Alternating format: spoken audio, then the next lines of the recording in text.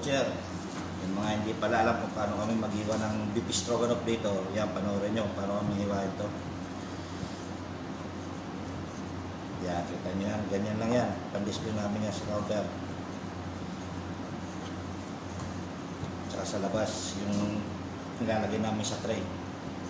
Bali, ninipisan ko ito sa slicer mga butcher.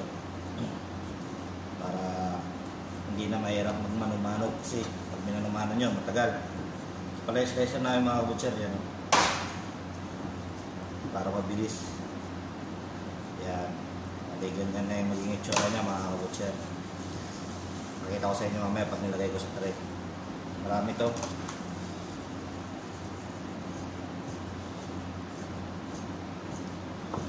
Ganyan lang. Stick natin yung mga taba-taba kasi ayaw nila ng taba-taba dito mga kabutcher.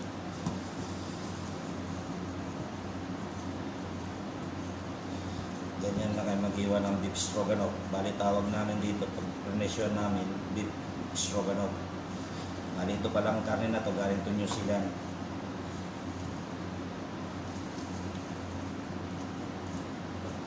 Ganyan lang mga kabutcher.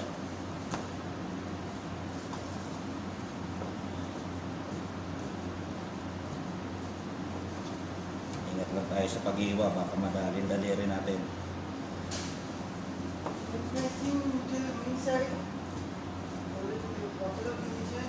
No problem, mayali. Too much here. Yes. Tornado video making check. You're shooting. Beef stroganoff. After all time. Jumping. No touching. After my mobile down. After. You little more shank. You only 6 pieces. Finish. How many pieces you cutting? 6 pieces. No, little more. 12. After full, one time making. Inside no. 0? Oh. Only 6 pieces balance. check. Maybe another box. All right. Bilis kasi yung karne ng ano. Yung lamb na leg. Malakas mga butcher. Bilis na naman. Yan, balikan nyo yan. Yung mga pinakalas mga butcher.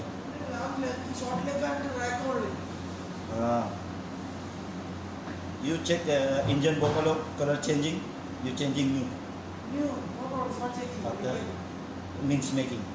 New display. After changing, check. IGT making. Yan, paglalagay ko na sa tray. Bali magiging ganito yung itsura niya mga butcher. Tansya lang din paglagay. Pakita ko sa inyo. Parang pansit na siya eh. Strips kung tawagin. Pero beef stroganoff eh. Stroganoff yung pagkakalagay sa pilyo namin yan mga butcher. Ganyan. Bali re-repack namin yan ready sa display. Kaya hanggang dito na mga butcher. Okay?